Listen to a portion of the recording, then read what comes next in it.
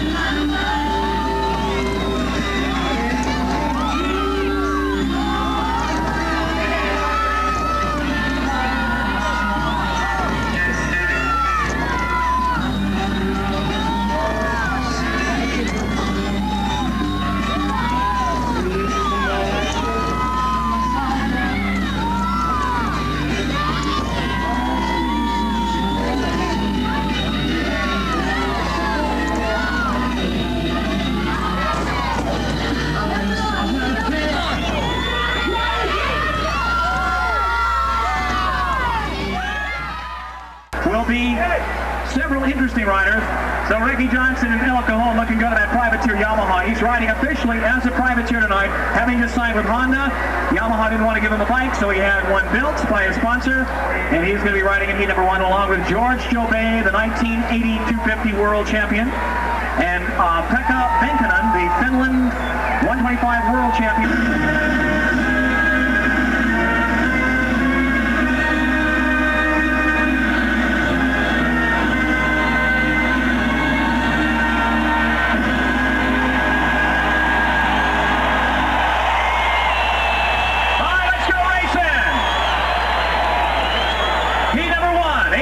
The first 4 go to the main, the first 2 go to the second row, the 2-row start. No correction.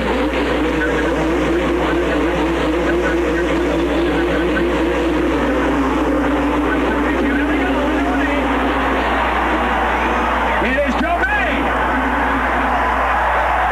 Whoa, George Jobé in front, and the rider almost down. No, they stay upright. It is Johnson in second. Johnson on the inside, trying to cut off Jobé, and Jobé goes to the outside. This is a real tough section. Kehoe going to 4th. It is Jobé in front. Johnson second.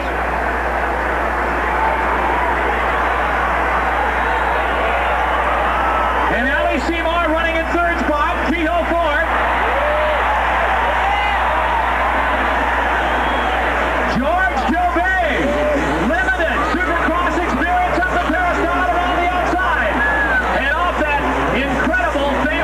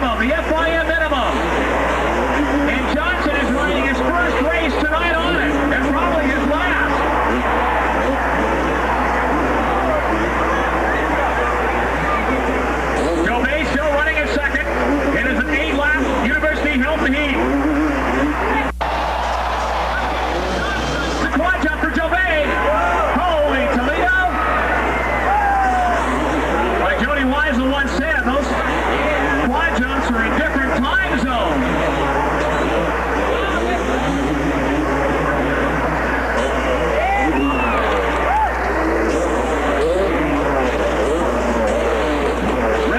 In front, Privateer Yamaha. If he wins tonight, he'll be the first privateer to win an AMA sanctioned Supercross. Jobé having his problems. And being pressed by Ali Seymour, running in third spot. And right behind Seymour, Eric Kehoe. On the work, Suzuki. The first four will go to the main. Going for Jobé. Watch the battle. Kehoe has gone to third on the Suzuki.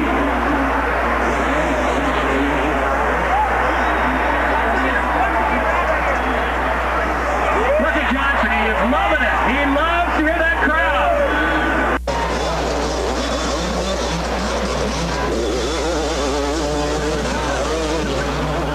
Style, and there's a shot of Johnson coming down the TV screen. The writers say you can't see anything coming out of total darkness as you come off that launch. You just pray to God that you land right. Here's Johnson off that Cherry Coke catapult. That's it right there. He can hear you. Cheer him on. Jobé doing a beautiful job of staying in second. Kehoe is gaining a little bit on him in third. And Seymour is in the final transfer spot to the main. Now Johnson and Jobé will have to start on the second line in the main event. They'll be handicapped the second wave. And Jobé knows that, and I'm wondering if he's going to let Kehoe go by him. If he does, he will still transfer to the main, but start on the front line. Watch.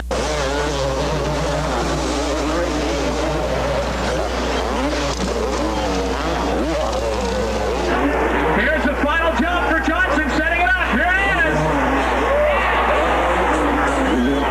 The first heat, the University Hilton, ladies and gentlemen, Rick Johnson. Jobé waves to the crowd. Jobé, this is Nippon Kenzo qualifier number 2.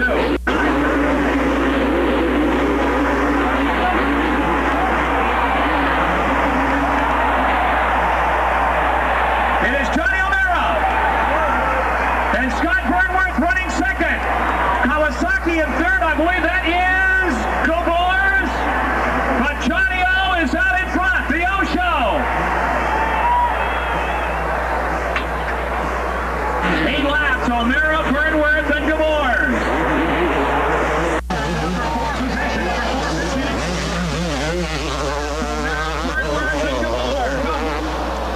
The most outrageous soft drink ever to hit Southern California.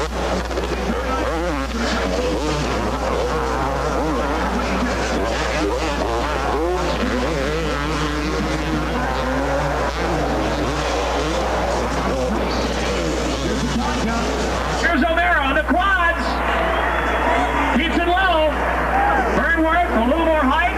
Gabors in third. Gets it up.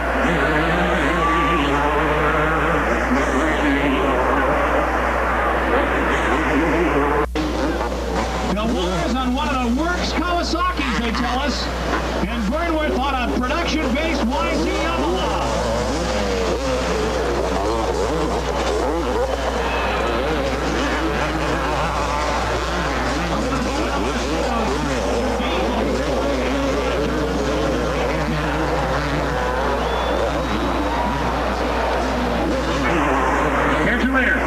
Number 3, O'Meara, over the finish line jump. He slows down, still makes the quads. Here comes Gabors, trying to go to second. Burnworth right in front of him over the quads. And A.J. Whiting, number 12, is running in fourth.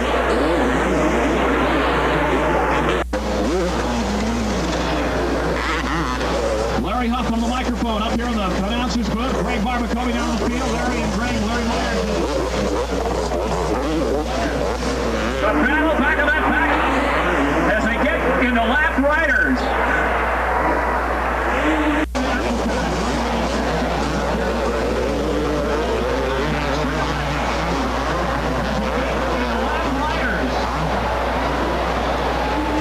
Lap 6, O'Meara in front, Gabors running in second spot, number 12 and third is A.J. Whiting.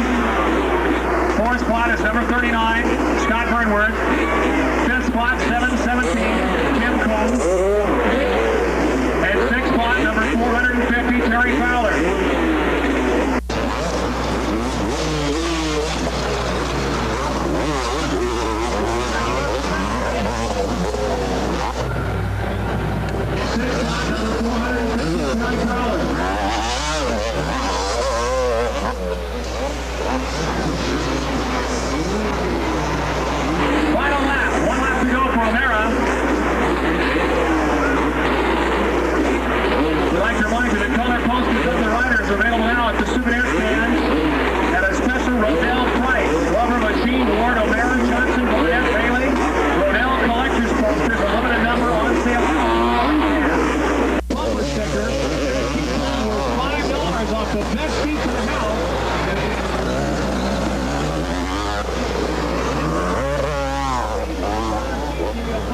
And just in case you're asking yourself why Johnny O'Mara is slowing down and pulling over to the side of the racetrack and all the riders are slowing, of course, nobody wants to start in that second row. All the riders want to start in the first row. In first and second place will get their choice on the back row, and third and fourth place get their choice on the front row. So what you're seeing now is a slow race between the riders trying to decide who's going to get third and fourth place so they can get first choice on the front row for the main event. And of course, the problem we're having now is that the scorers and the announcer as well have both missed the fact that Johnny O'Mara pulled over alongside of the racetrack. A.J. Whiting should be the one getting the checker flag at this point, with Eric Aboris finishing second. However, they went ahead and gave the finish to Johnny O'Mara, which they straightened out later.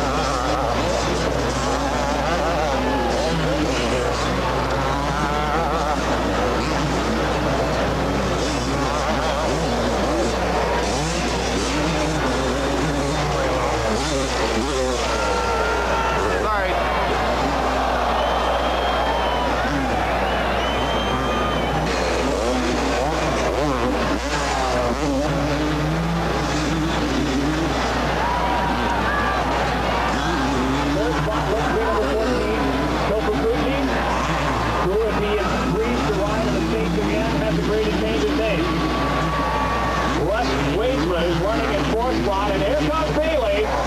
And Bailey has gone to 5th. Now, Bailey is no dummy. He's going to sit there in 5th until the right.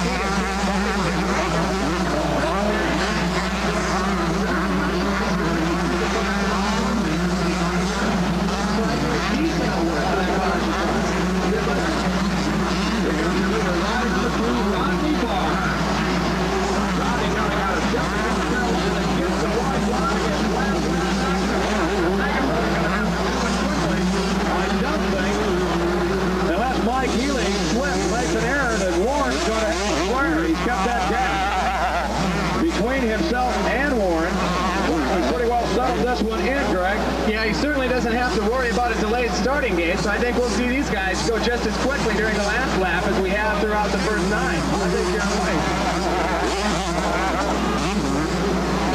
I'd like to point out that Ron Machine will be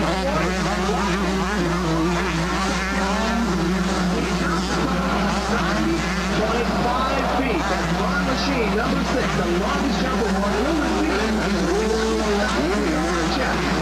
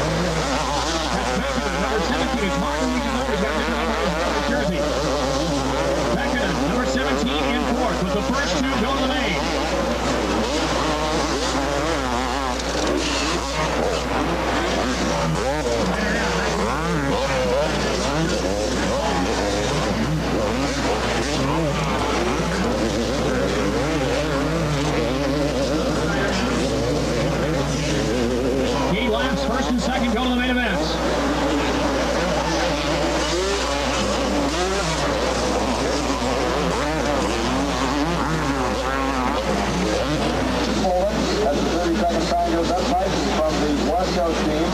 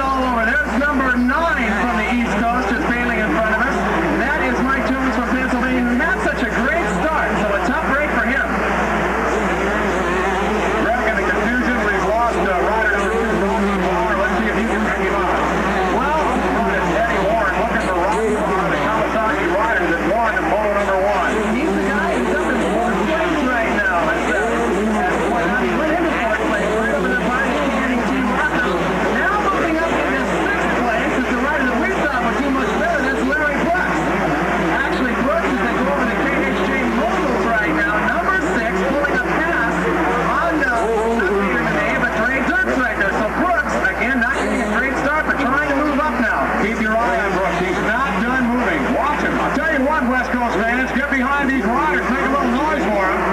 This team competition is important. Out in front, Eddie Warren, Clio, Michigan. Rider number 1, Kawasaki. In the number 2 position, rider number 9, that's Peter Monet.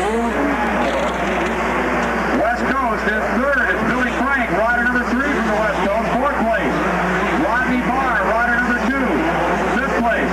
Number 6, Carol Richardson from the East Coast.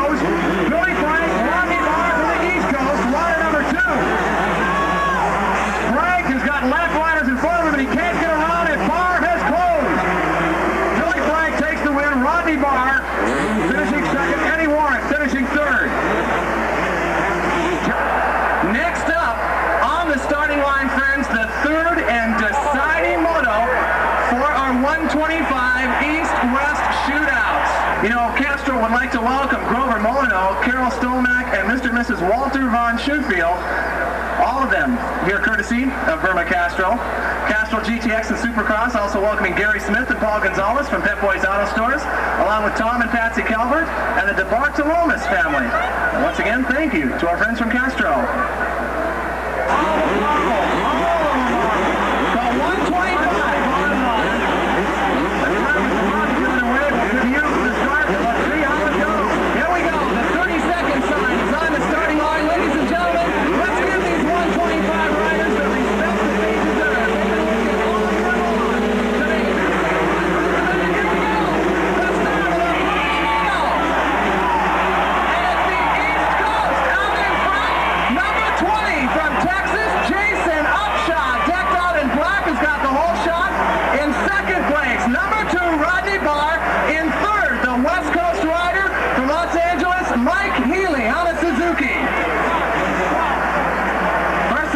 place all through the KMT Rockers. Down into fourth place. Again, we're on the West Coast. That's number 12, Tyson Bolin, and then a rider bailing in those KMT Rockers. Looks like a Suzuki rider again from up here. We're waiting for him to get up so we can figure out who it is. That looks like number 1, Bobby Moore. Several riders down, Greg, in that first corner. That's going to affect the standings on this one. 2 of them up and going. 2 of them pulling off the track. Bobby Moore is still on the ground, Larry. Number 8 and 5 are 2 of the others. Trey Dirks and Ray Summel from the West Coast. And so it looks like the West Coast really got the worst end of that spill down there. Bobby Moore being held off of the track.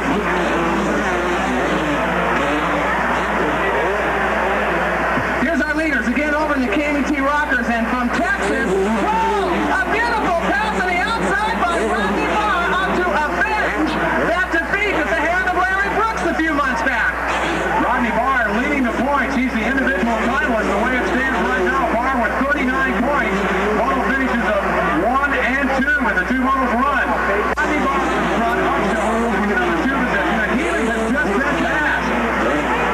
Mike Healy dropping back to the number 4 position.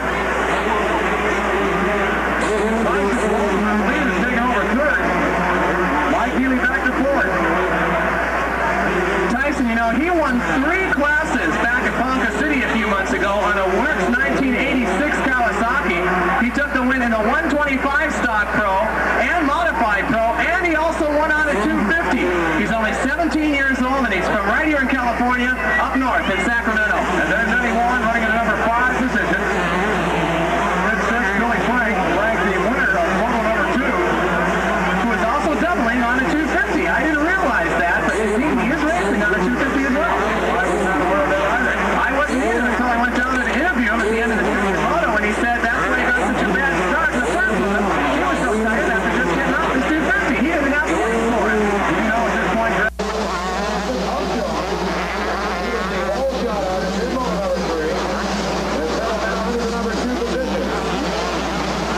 Tyson Bolin hanging real tight in 3rd there. They just went over the Comanche quadruple jumps. Remember, he relies on those quad jumps in the excitement of Supercross. Here it is in Nashville, 125 East West Shootout.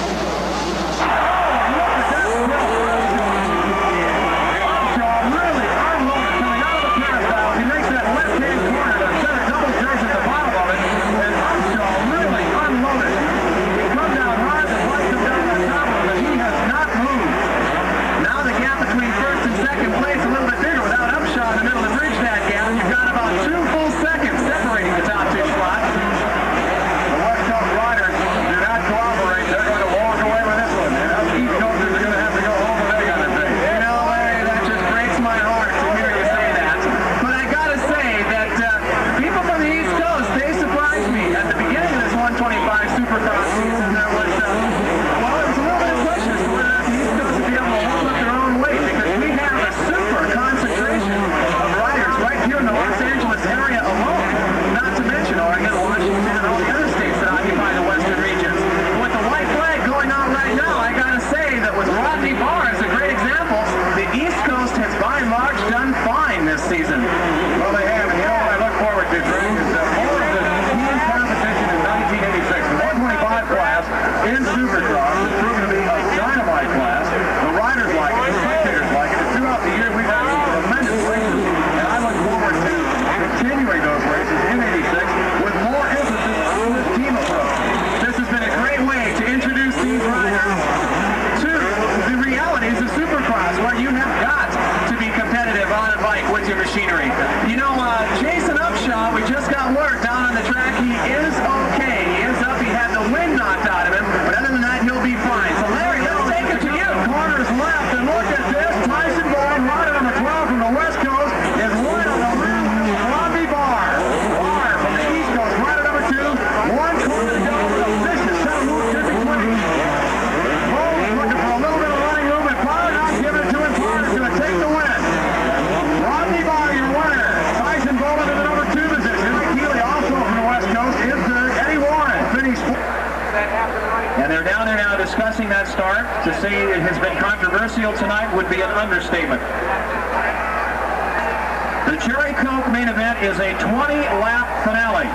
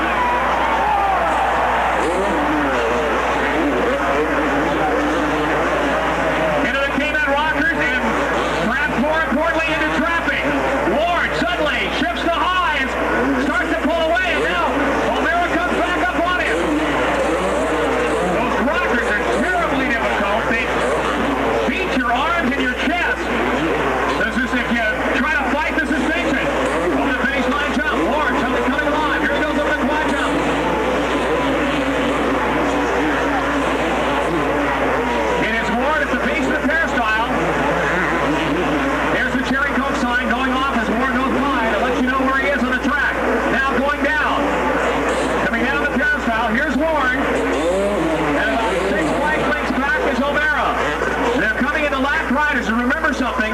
They're coming up on European riders who are not used to Supercross. And this could be a rolling obstacle for Ward. The Americans know enough to move out of the way, but the Europeans have not had that much experience in Supercross. This is an FIM AMA-sanctioned event. Ward goes right by a slow rider. That's number 28, I believe. He just went by. And heads through the rockers. Look at the flag with Siegel, Ward, and O'Meara.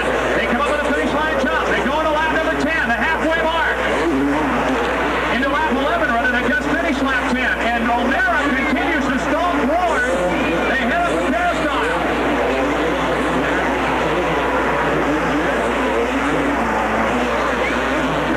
And again, coming out of that peristyle with jump, it's like jumping into darkness, the black hole of Calcutta, because you can't see anything as you come out of the jump.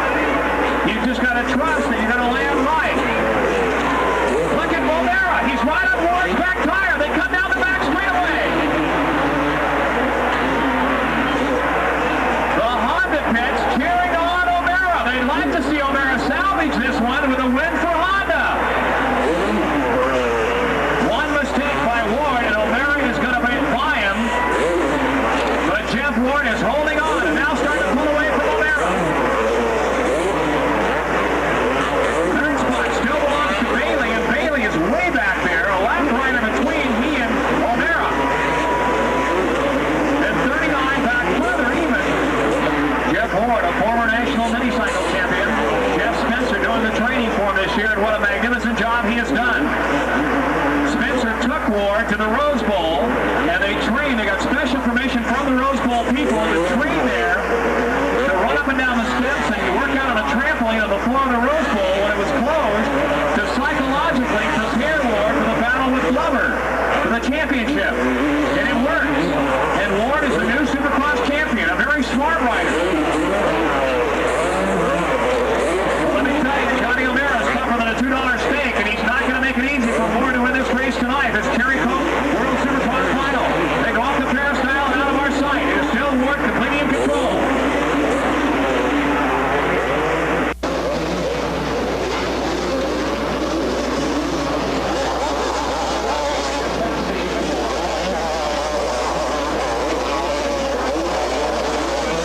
White flag is just about to come out. Meanwhile, let's stay with a battle with Holly and Vanderbilt for the overall championship. Holly liked to match that tonight. Give it to Yamaha on a silver platter for signing him.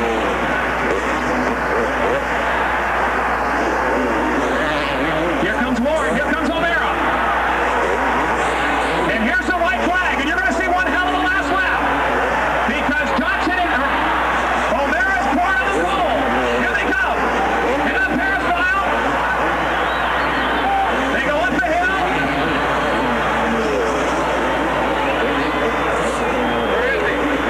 Jeff Ward, number 2, the final lap. And O'Meara comes right up. He comes out swinging. The final lap. O'Meara and Ward. And Ward's on the back straightaway. O'Meara on his back tire. It's a fight between Kawasaki and Honda. Now it's O'Meara waiting. Is he going to look for a pass on the P-Mac rockers? They've got a rider in front of him. Ward goes by him. O'Meara goes by him. They're into the rockers. Ward and O'Meara. The final 2 laps. Ward in front. O'Meara throwing the dice. Here's a checkered. It's going to be Ward.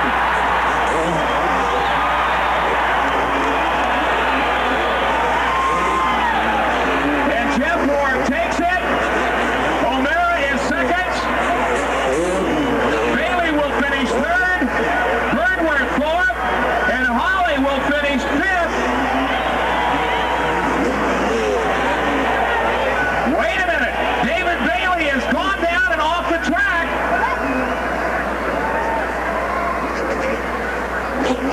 And Birdworth.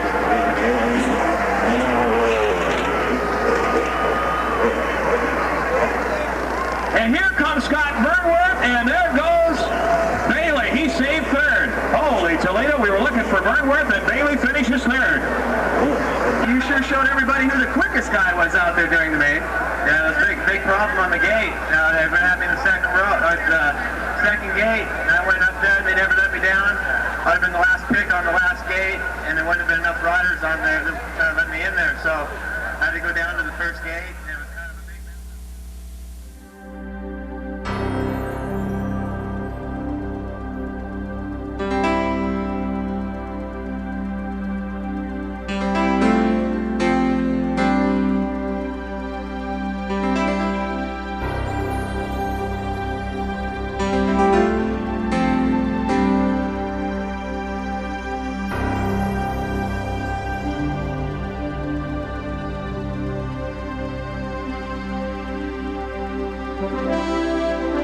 David Bailey, winner of the United States Grand Prix.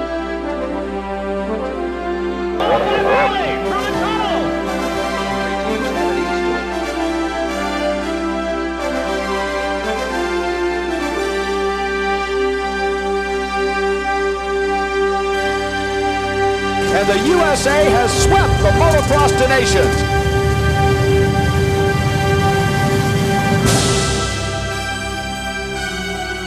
Can Jeremy McGrath now take the momentum away from Jeff Emig and regain the title that he gave up last year?